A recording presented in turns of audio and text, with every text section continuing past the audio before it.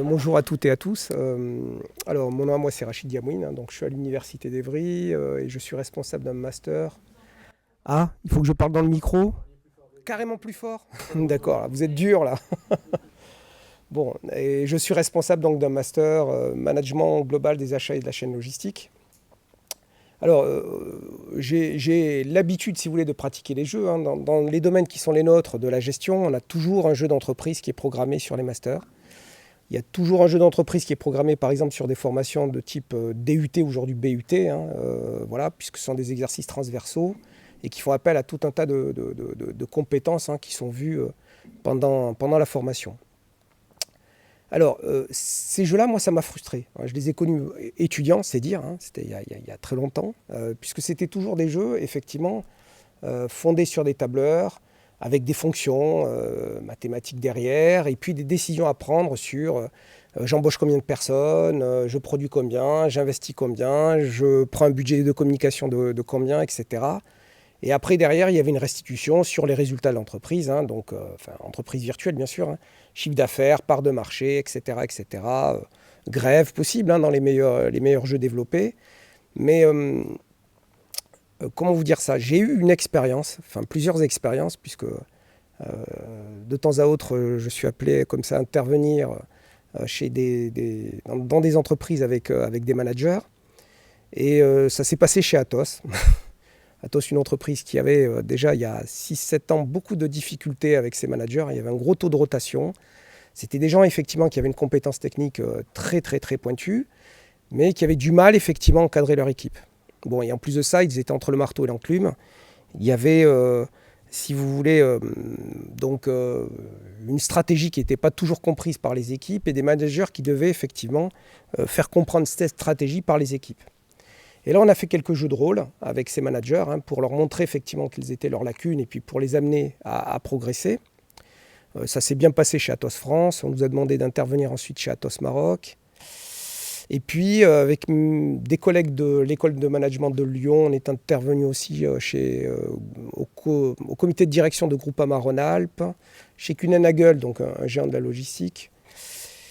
Et puis voilà. Donc ça nous a fait 5 situations et c'est à ce moment-là que je me suis dit que plutôt que de perdre beaucoup de temps dans des jeux de rôle qu'il fallait organiser, bon, c'était ludique, c'était bien, etc. Je m'étais dit que peut-être avoir un prérequis avant même effectivement ces situations, ça aurait été intéressant.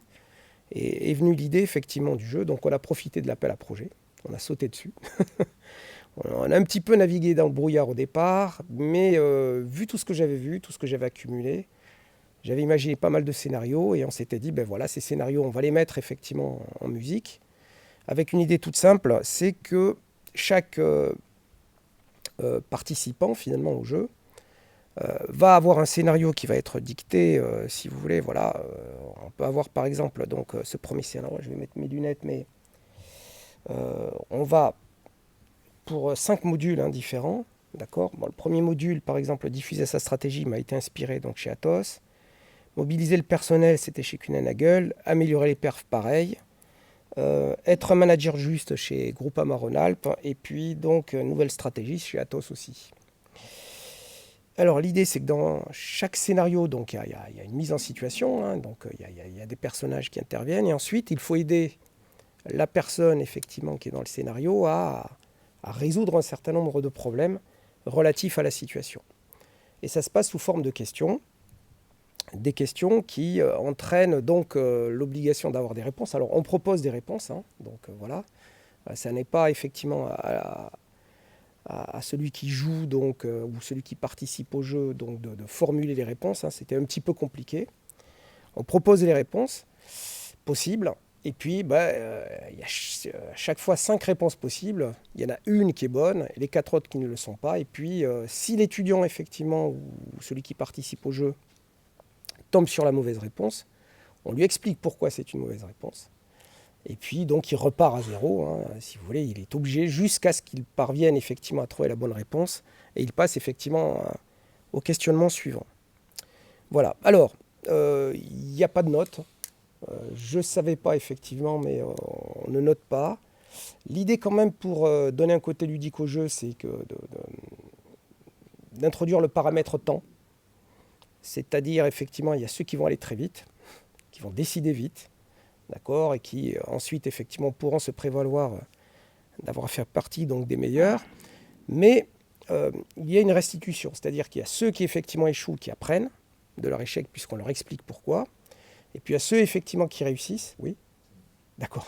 Il y a ceux qui réussissent. Et là, il va falloir faire une restitution. Et donc, c'est généralement une situation que l'on va, si vous voulez, introduire comme un prérequis avant effectivement un cours sur les thématiques que j'ai développées tout à l'heure. Alors, on va tester le jeu vendredi avec des Master 1 ressources humaines. Voilà, je vais avoir un petit retour. On va travailler sur le management juste. Hein. Donc des situations où on doit annoncer de mauvaises nouvelles à certaines personnes. Il faut pouvoir effectivement bien les gérer, ces situations-là, éviter les conflits, etc.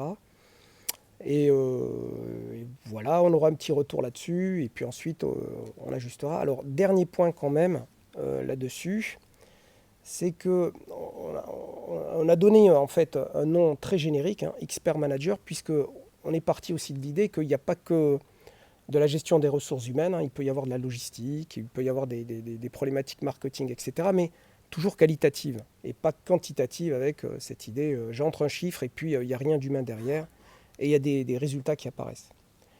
Voilà, est-ce que j'ai respecté le temps, puisque c'était 5, voilà. Donc je peux répondre à des questions, à moins que Bastien, tu veuilles intervenir peut-être. Non, tu as assez bien résumé le jeu tel qu'il existe. Après, les quelques petits points qu'on peut rajouter, c'est que là, on a la base technique, effectivement, pour le développer sur d'autres matières, Hum, et que les potentialités pour l'avenir sont énormes. hum, Parce que là, actuellement, on a fait 2 embranchements à chaque fois, mais on peut aussi imaginer un système où l'étudiant va donner la réponse B, admettons que ce soit la réponse B qui soit mauvaise. Ensuite, on peut dire, bon, on va partir du principe que vous avez donné la réponse B, et vous faire constater toutes les conséquences que ça va avoir en termes de gestion d'entreprise. hum. Et donc de développer le jeu à partir d'un embranchement. Et intellectuellement, c'est quelque chose qui peut être extrêmement intéressant à faire. Et pédagogiquement, ça peut permettre de bien mettre l'accent sur une erreur qu'on ne veut plus voir chez l'étudiant et qu'on va pouvoir comme ça travailler en amont de façon assez précise et assez fine.